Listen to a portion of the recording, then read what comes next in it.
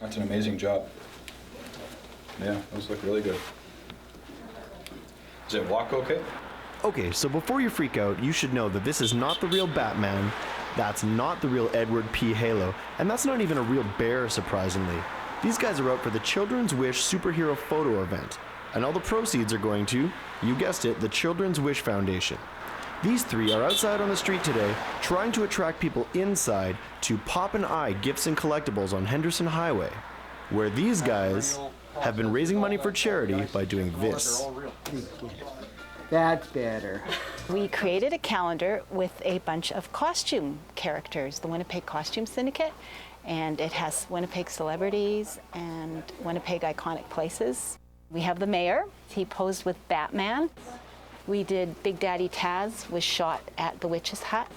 Fred Penner, he came out and he promoted the calendar. He was really happy to do it, he had fun.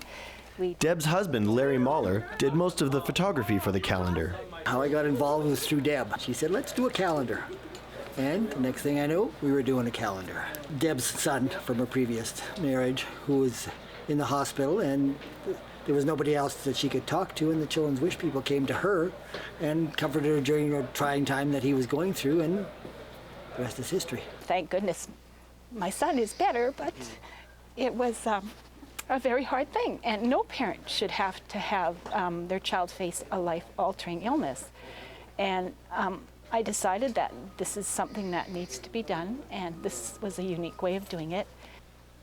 But who is this Winnipeg Costume Syndicate anyway? It's a very unique club.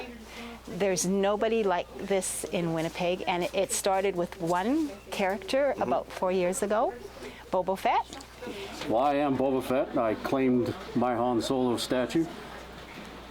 He was hand-built. I built the whole thing myself. Took about 7 months to complete the project.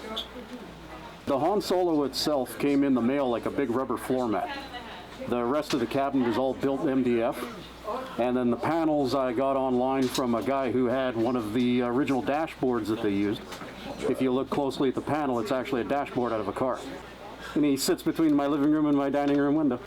Inside that painstakingly authentic Boba Fett costume is actually one of the founders of the Winnipeg Costume Syndicate, Dave Rattay. And we got this thing off the ground, I mean, it just exploded beyond what we ever thought was going to happen.